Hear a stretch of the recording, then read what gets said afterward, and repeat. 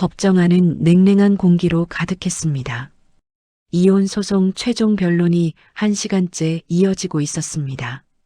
피고 측 변호사가 서류를 꺼내들며 비웃듯 말했습니다. 구독과 좋아요는 큰 힘이 됩니다. 감사합니다. 재판장님, 저희 의뢰인 측에서는 위자료로 강원도 태백시 소재 폐광 부지를 제공하고자 합니다. 지적도상 면적 3,300제곱미터이며 현재 시가로는 약 5천만 원 상당입니다. 원고석에 앉아있던 서은채 38세는 귀를 의심했습니다.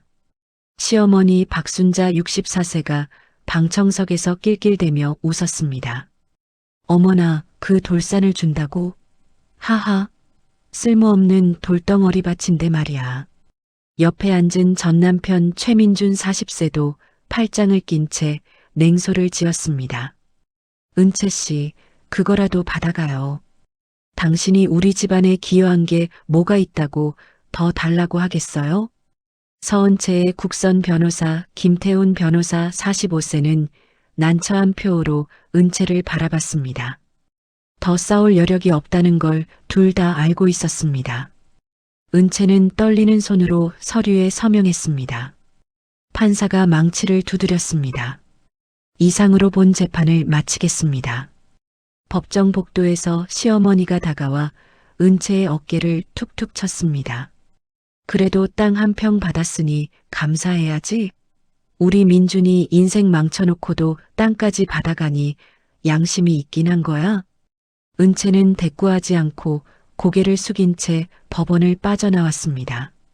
그날 밤 11시 은채는 혼자 강원도행 고속버스에 몸을 실었습니다. 새벽 2시에 태백에 도착했습니다. 택시를 타고 폐광 부지로 향했습니다.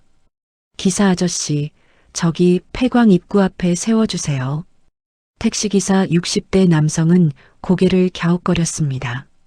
손님, 여기 한밤중에 무슨 일이세요? 위험한데. 은채는 택시비 1만 5천 원을 건네고 내렸습니다. 손전등을 켜고 폐광 입구로 걸어갔습니다. 녹슨 철문, 무너진 갱도 입구, 사방이 자갈과 바위투성이었습니다. 은채는 그 자리에 주저앉아 울음을 터뜨렸습니다. 10년을 시집살이하고 애 못 낳는다고 구박받고 결국 이혼까지 당했는데 받은 게 이 돌산이라니. 한참을 울던 은채는 핸드폰을 꺼냈습니다. 대학 동기였던 한지우 36세에게 전화를 걸었습니다. 지우는 서울대학교 지질학과를 졸업한 후 한국지질자원연구원에서 근무하고 있었습니다. 지우야, 미안한데 갑자기 전화해서. 은채 언니, 무슨 일이야? 목소리가 왜 그래? 은채는 흐느끼며 이혼 이야기와 폐광 땅을 받은 이야기를 털어놨습니다. 지우는 잠시 침묵하다가 물었습니다. 언니, 그 땅 사진 좀 찍어서 보내줄 수 있어? 지금 한밤중인데? 응, 중요할 수도 있어. 빨리 보내봐. 은채는 손전등으로 주변을 비추며 사진 6장을 찍어 보냈습니다. 바위 표면, 흙의 색깔, 폐광 입구에 암석 샘플까지. 3분 후 지우에게서 전화가 왔습니다. 목소리가 달라져 있었습니다. 언니, 지금 당장 그 땅 출입 금지 표시해놔. 아무한테도 들어가지 못하게. 왜? 무슨 일인데? 그거 희토류 가능성이 있어. 언니가 보낸 사진 속 바위 표면에 세륨이랑 란타넘 산화물로 보이는 게 있어. 혹시 모르니까 내일 바로 우리 연구원 팀이랑 같이 갈게. 희토류? 그게 뭔데? 전기차 배터리, 스마트폰, 반도체에 들어가는 핵심 광물이야. 요즘 중국이 수출 제한해서 전 세계가 난리인 그거. 만약 그게 맞다면. 언니 대박이야. 은채는 멍하니 주변을 둘러봤습니다. 어둠 속에서 돌산이 달리 보이기 시작했습니다. 다음 날 오전 9시 한지우는 연구원 동료 3명과 함께 폐광 부지에 도착했습니다. 은채는 밤새 근처 여관에서 한숨도 못 잤습니다. 지우의 팀은 현장 조사를 시작했습니다. 암석 샘플을 채취하고 휴대용 분광기로 성분을 분석했습니다. 오후 2시 지우가 은채에게 다가왔습니다. 표정이 굳어 있었습니다. 언니, 이거 진짜야. 희토류 함량이 일반 광산의 3배 이상이야. 특히 중희토류 비율이 높아서 가치가 엄청날 거야. 그게 얼마나 되는데? 지우는 계산기를 두드렸습니다. 보수적으로 잡아도 500억은 넘을 거야. 은채는 그 자리에 주저앉았습니다. 500억? 평생 상상도 못한 금액이었습니다. 그런데 그날 오후 5시 은채의 핸드폰이 울렸습니다. 시어머니였습니다. 은채야, 너 지금 그 땅 가지고 뭐 하는 거야? 은채는 가슴이 철렁했습니다. 무슨 말씀이세요? 태백 사람들이 다 수군대더라. 서울서 연구원들 왔다며? 너 우리 몰래 뭔 짓 하는 거야? 박순자의 목소리는 날카로웠습니다. 은채는 애써 침착하게 대답했습니다. 제 땅인데 제가 뭘 하든 상관없잖아요. 뭐, 인연이 지금 당장 내일 우리 집으로 와. 안 오면 법적 조치 들어간다. 전화가 끊겼습니다. 은채는 지우를 불렀습니다. 언니 시댁에서 눈치챈 것 같아. 어떡하지? 일단 빨리 소유권 확실히 해놔야 해. 등기부등본 확인하고 법무사 통해서 완전히 언니 명의로 정리해. 다음 날 오전 10시 은채가 등기소에서 서류를 확인하고 있을 때 법원에서 연락이 왔습니다. 서은채 씨, 피고 측에서 위자료 계약 무효 소송을 제기했습니다. 중대한 착오를 이유로 계약 취소를 요구하고 있습니다. 은채는 손이 떨렸습니다. 김태훈 변호사에게 전화했습니다. 변호사님, 전 시댁에서 계약 무효 소송을 걸었대요. 김태훈은 한숨을 쉬었습니다. 은채 씨, 솔직히 말씀드리면 이기기 어렵습니다. 상대방 변호사가 대한법률 소속 강민석 변호사예요. 승소율 90%가 넘는 사람이에요. 우리는 국선이고. 그럼 어떡해요? 제가 받은 유일한 위자료인데 변호사 선임 비용이 최소 3천만 원은 들 겁니다. 은채 씨한테 그런 돈 있어요? 은채는 대답할 수 없었습니다. 통장 잔고는 230만 원이 전부였습니다. 그날 오후 전 남편 최민준이 직접 찾아왔습니다. 은채가 머물고 있던 태백의 작은 여관까지 왔습니다. 은채야, 우리 다시 생각해보자. 그 땅 가치 있는 거 알아. 우리 원만하게 해결하자. 내가 2억 줄게. 땅은 우리한테 넘기고. 은채는 고개를 저었습니다. 안 돼요. 이건 제 거예요. 최민준의 표정이 굳었습니다. 그래, 그럼 각오해. 우리 아버지가 지역 국회의원이랑 친해. 너 이거 법정 싸움으로 가면 100%져. 나가주세요. 은채가 문을 가리켰습니다. 최민주는 비웃으며 나갔습니다. 은채는 문을 잠그고 또다시 울었습니다. 일주일 후 상황은 더욱 악화됐습니다. 오전 11시 은채가 폐광부지를 방문했을 때 충격적인 광경이 펼쳐졌습니다. 입구에 대형 현수막이 걸려 있었습니다. 소유권 분쟁 중인 토지, 무단 출입 시 법적 조치, 최민준의 아버지 최강수 68세가 고용한 경비업체 직원 4명이 입구를 지키고 있었습니다.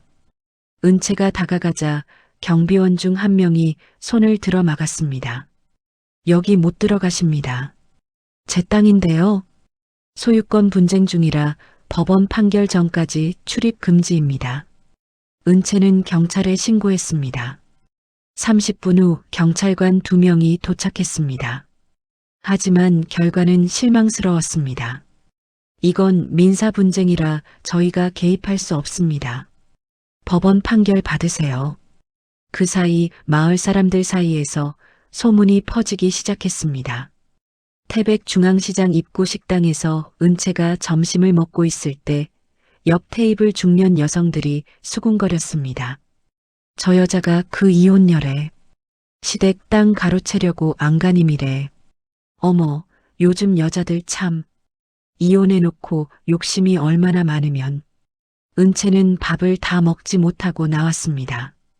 그날 밤 10시 은채가 여간방에 있을 때 창문에 돌이 날아왔습니다. 유리창이 깨졌습니다. 밖에서 누군가 고함쳤습니다. 썩은 년, 시댁 재산 빼먹으려고. 꺼져.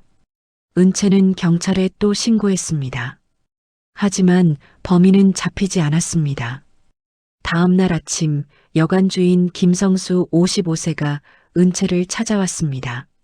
손님 미안하지만 더 이상 못 계시게 됐어요. 네, 왜요? 마을 사람들이 항의를 해서요. 장사가 안 돼요. 오늘 중으로 나가주세요. 은채는 짐을 싸서 태백을 떠나야 했습니다. 서울로 돌아와 원룸에 들어갔습니다. 그런데 이틀 후 더 큰 문제가 터졌습니다. 대기업 세 곳에서 동시에 연락이 왔습니다. 금성물산, 대동전자, 한빛케미컬, 모두 히토류 개발에 관심이 있는 기업들이었습니다. 금성물산 이사 정우진 52세가 직접 찾아왔습니다. 서은채 씨, 저희가 그 땅 매입하고 싶습니다. 100억 드리겠습니다. 같은 날 오후 대동전자 부장 한상민 48세도 찾아왔습니다. 저희는 150억 제시합니다. 은채는 혼란스러웠습니다. 하지만 가장 큰 문제는 따로 있었습니다. 그날 저녁 박순자가 서울병원에서 은채의 정신감정을 요청했다는 소식이 들렸습니다. 한정치산자로 만들어 땅 거래 능력을 박탈하려는 시도였습니다. 김태훈 변호사가 전화했습니다. 은채 씨 상대편에서 은채 씨가 우울증과 조현병으로 치료받았다는 허위 진단서를 제출했어요. 뭐라고요? 저 그런 적 없어요. 저도 알아요. 하지만 증명해야 해요. 정신과 진료 기록 전부 떼고 반박 진단서 받아야 하는데 시간이 걸려요. 은채는 무너질 것 같았습니다. 2주일이 흘렀습니다. 상황은 걷잡을 수 없이 악화됐습니다. 오전 8시 은채가 폐광부지를 다시 방문했을 때 더 충격적인 일이 벌어졌습니다. 폭력 조직원으로 보이는 남성 10명이 현장을 완전히 점거하고 있었습니다. 현장 책임자로 보이는 남성 조득칠 45세가 은채를 보고 다가왔습니다. 여기 주인이라며? 이제 여기 내 땅 아니니까 꺼져. 은채가 항의하자 조득칠이 주먹을 불끈 쥐었습니다. 한 대 맞고 싶어? 여자라고 봐주는 거야. 은채는 다시 경찰에 신고했습니다. 하지만 경찰은 또다시 민사불개입 원칙만 되풀이했습니다. 절망한 은채는 한지우에게 전화했습니다. 언니, 현장이 완전히 점거당했어. 조사 장비도 다 부서졌대. 지우는 분노했습니다. 뭐, 우리 연구원 장비가 5천만 원어치인데. 언니, 이거 고소해야 해. 하지만 은채에겐 소송 비용조차 없었습니다. 더 큰 문제는 계속 이어졌습니다. 오후 4시 은채가 은행에 대출 상담을 받으러 갔습니다. 신한은행 대출 상담사 박지연 32세가 서류를 검토하더니 고개를 저었습니다. 송구스럽지만 대출이 어렵습니다. 현재 소유권 분쟁 중인 부동산은 담보로 인정이 안 돼요. 소송 비용이라도 빌려야 하는데 신용대출은 최대 500만 원까지만 가능합니다. 은채는 은행을 나서며 눈물을 흘렸습니다. 그날 저녁 더 충격적인 소식이 날아왔습니다. 최강수가 지역 국회의원 김철수 의원과 골프를 치며 로비를 했다는 소문이 들렸습니다. 김철수 의원은 국토교통위원회 소속으로 광산 개발 허가에 영향력이 있었습니다. 다음 날 오전 10시 법원에서 공문이 도착했습니다. 은채가 신청한 가처분 신청이 기각됐습니다. 본 법원은 원고의 가처분 신청을 기각합니다. 피고 측의 중대한 착오 주장의 합리성이 인정되며 본안 소송 결과를 기다리는 것이 타당하다고 판단됩니다. 은채는 그 자리에 주저앉았습니다. 법원마저 등을 돌렸습니다. 그날 밤 11시 은채는 원룸 바닥에 앉아 무릎을 껴안고 울었습니다. 이게 내 인생인가? 10년 시집살이하고 애 못 낳는다고 쫓겨나고 유일하게 받은 위자료마저 빼앗기고 핸드폰이 울렸습니다. 최민준이었습니다. 은채는 받지 않으려 했지만 계속 울려댔습니다. 결국 받았습니다. 은채야, 마지막으로 말하는데 5억 줄게. 딱 넘기고 조용히 끝내. 싫어요. 그래. 그럼 너 파산할 때까지 법정 싸움할 거야. 우리 변호사 비용? 월 3천만 원씩 나가도 상관없어. 너는 버틸 수 있어? 은채는 대답하지 못했습니다. 최민주는 비웃으며 전화를 끊었습니다. 은채는 핸드폰을 내려놓고 천장을 바라봤습니다. 모든 것이 끝난 것 같았습니다. 사흘 후 오전 9시 기적 같은 일이 벌어졌습니다. 한지우가 급히 전화했습니다. 언니, 우리 연구원 원장님이 직접 나서기로 했어. 무료로 정밀조사 해주신대. 진짜? 응. 원장님이 이번 사건 뉴스 보고 화나셨대. 폭력으로 과학 연구 방해하는 거 용납 못한다고. 그리고 환경부랑 산업통상자원부에도 보고하신대. 오후 2시 한국지질자원연구원 조사팀 15명이 폐광부지에 도착했습니다. 원장 최인호 박사 62세가 직접 지휘했습니다. 폭력 조직원들이 막아섰지만 경찰 기동대 30명이 함께 왔습니다. 현장 철수하십시오. 환경부 직권조사입니다. 조득칠이 항의했지만 소용없었습니다. 경찰에 연행됐습니다. 조사팀은 사흘간 정밀 분석을 실시했습니다. 시추조사, 성분 분석, 매장량 추정까지. 나흘째 되는 날 오후 4시 최인호 박사가 기자회견을 열었습니다. 본 연구원의 정밀조사 결과 해당 부지에서 희토류 99.9% 순도의 중희토류 광맥이 확인됐습니다. 추정 매장량은 15만 톤, 시가 환산 시 약 520억 원 상당입니다. 기자회견장이 술렁였습니다. 기자들이 질문을 쏟아냈습니다. 박사님, 이 정도 규모면 국내 최대 희토류 광산 아닙니까? 맞습니다. 현재 중국 의존도를 낮출 수 있는 전략 자원입니다. 뉴스는 그날 저녁 메인으로 보도됐습니다. 이온 위자료로 받은 폐광에서 520억 원 상당의 희토류 발견, 시댁의 탐욕이 부른 자충수, 여론이 급반전했습니다. 인터넷 댓글이 폭발했습니다. 시댁 진짜 욕심이 과하네. 이온 위자료로 준 거면서 왜 다시 빼앗으려고 해? 폭력 조직까지 동원했다고? 이거 완전 범죄 아니야? 저 여자 정말 대단하다. 혼자 다 버텼네. 다음 날 오전 10시 법원에서 긴급 공문이 날아왔습니다. 본 법원은 환경부의 조사 결과를 검토한 결과 피고 측의 착오 주장에 합리성이 없다고 판단합니다. 원고 서은채의 소유권을 확정하며 피고 측의 모든 청구를 기각합니다. 은채는 그 자리에서 주저앉아 울었습니다.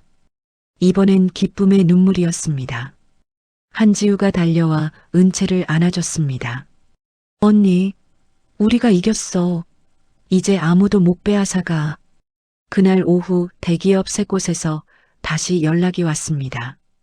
이번엔 분위기가 달랐습니다. 금성물산 부사장 윤석진 58세가 직접 찾아왔습니다. 서은채 씨, 저희가 정식으로 입찰에 참여하고 싶습니다. 공정한 절차로 진행하겠습니다. 은채는 김태훈 변호사와 상담했습니다. 변호사님, 어떻게 하는 게 좋을까요? 입찰 방식이 가장 공정합니다. 세 군데 기업 모두 참여시키고 가장 높은 금액 제시하는 곳에 매각하세요. 은채는 고개를 끄덕였습니다. 드디어 빛이 보이기 시작했습니다. 하지만 기쁨도 잠시 새로운 문제들이 연달아 터졌습니다. 일주일 후 오전 11시 금성물산 이사 정우진이 은채를 조용히 불렀습니다. 서울 강남의 고급 레스토랑이었습니다. 서은채 씨, 공식 입찰 전에 우리랑 먼저 계약하시면 어떨까요? 600억 드리겠습니다. 은채는 당황했습니다. 그건 공정하지 않잖아요. 정우진은 와인잔을 돌리며 미소 지었습니다. 비즈니스는 원래 그런 겁니다. 600억 현금으로 일주일 안에 드립니다. 어떠세요? 은채는 거절하고 자리를 떴습니다. 하지만 다음 날 대동전자 부장 한상민도 같은 제안을 했습니다. 우리는 650억 드리겠습니다. 다른 데 말하지 마시고요.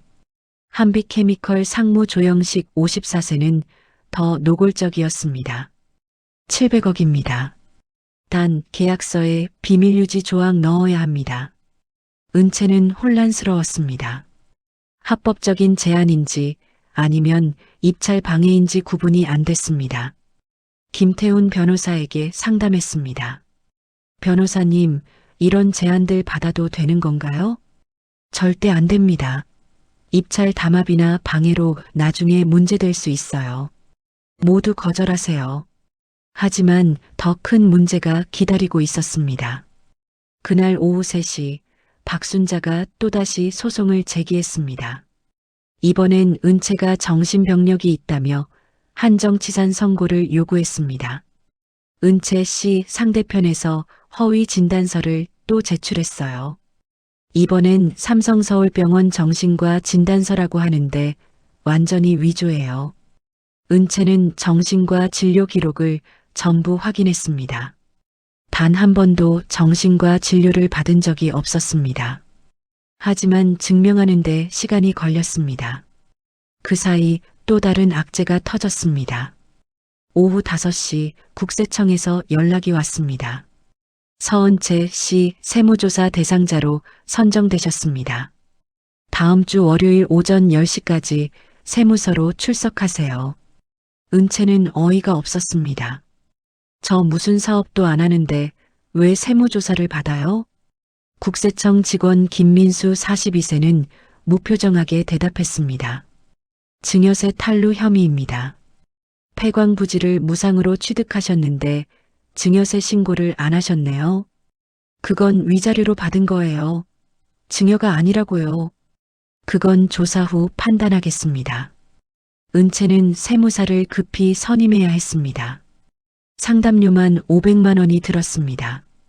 그런데 설상가상으로 가장 가까운 친구마저 등을 돌렸습니다. 저녁 8시 대학 동기 이수진 37세가 전화했습니다. 은채야, 나 사정이 좀 어려워서 그러는데 10억만 빌려줄 수 있어? 은채는 당황했습니다. 수진아, 나 아직 돈 못 받았어. 입찰도 안 끝났고. 에이, 520억 받을 거면서 10억도 못 빌려줘? 우리 20년 지기잖아. 은채는 할 말을 잃었습니다. 수진아, 지금은 정말 어려워. 입찰 끝나고 생각해 볼게. 이수진의 목소리가 차가워졌습니다. 그래, 알았어. 돈 생기니까 사람 달라지네. 실망이다. 전화가 끊겼습니다. 은채는 핸드폰을 내려놓고 한숨을 쉬었습니다. 돈이 생기니 모든 게 달라졌습니다. 사람들이 달라졌습니다. 이틀 후 은채는 결단을 내렸습니다. 오전 9시 서울 서초동에 위치한 대형 법무법인 정도 사무실을 찾았습니다. 대표 변호사 강민철 55세는 은채의 이야기를 듣고 고개를 끄덕였습니다. 서은채 씨, 저희가 맡겠습니다. 시댁의 한정치산 신청, 세무조사 대응, 입찰 계약까지 전부 처리하겠습니다. 비용은 얼마나 들까요? 성공 보수제로 하겠습니다. 입찰 성공 시 총액의 5%만 주시면 됩니다. 은채는 안도했습니다. 드디어 믿을 만한 전문가를 만난 것입니다. 강민철 변호사는 즉시 대응에 나섰습니다. 먼저 박순자가 제출한 허위 진단서를 분석했습니다. 삼성서울병원 정신과에 확인해 봤습니다. 이 진단서 완전히 위조예요. 담당 의사로 적힌 사람은 실존하지 않습니다. 그럼 이걸로 맞고소할 수 있나요? 당연합니다. 문서 위조죄, 무고죄로 형사고소 들어갑니다. 강민철은 즉시 고소장을 작성했습니다. 경찰이 박순자를 소환했습니다. 박순자는 변명했지만 소용없었습니다. 문서 감정 결과 위조가 확정됐습니다. 다음으로 세무조사 대응이었습니다. 세무사 장혜진 48세가 투입됐습니다. 은채 씨, 위자료로 받은 재산은 증여세 대상이 아닙니다. 이혼 판결문과 재산분할 조서만 제출하면 돼요. 나흘 후 국세청은 세무조사를 중단했습니다. 조사 결과 이상 없음. 과세 대상 아님. 은채는 한숨을 쉬었습니다. 하나씩 해결되고 있었습니다. 그리고 가장 중요한 입찰 준비에 돌입했습니다. 오후 2시 강민철 변호사가 입찰 방식을 설명했습니다. 세 기업 모두 참여시키고 밀봉 입찰 방식으로 진행합니다. 가장 높은 금액 제시한 곳과 계약하면 됩니다. 공정한 방식인가요? 가장 투명한 방식입니다. 공증인 입회하에 진행하고 모든 과정 녹화합니다. 입찰일은 2주일 후로 정해졌습니다. 그 사이 전 남편 최민준이 다시 연락을 해왔습니다. 은채야, 우리 다시 시작하면 안 될까? 내가 그동안 잘못했어. 용서해줘. 그 땅 같이 나눠 갖자. 은채는 냉정하게 대답했습니다. 민준 씨, 당신 목소리도 듣기 싫어요. 다시는 연락하지 마세요. 전화를 끊었습니다. 은채는 더 이상 흔들리지 않았습니다. 과거는 끝났습니다. 그리고 친구 이수진과도 선을 그었습니다. 이수진이 또 전화했지만 받지 않았습니다. 문자를 보냈습니다. 수진아, 우리 우정은 돈으로 살 수 없어. 연락하지 마. 답장은 오지 않았습니다. 은채는 슬펐지만 받아들였습니다. 진짜 친구는 한지우처럼 묵묵히 옆에서 지켜주는 사람이라는 걸 깨달았습니다. 입찰 전날 밤 은채는 한지우와 저녁을 먹었습니다.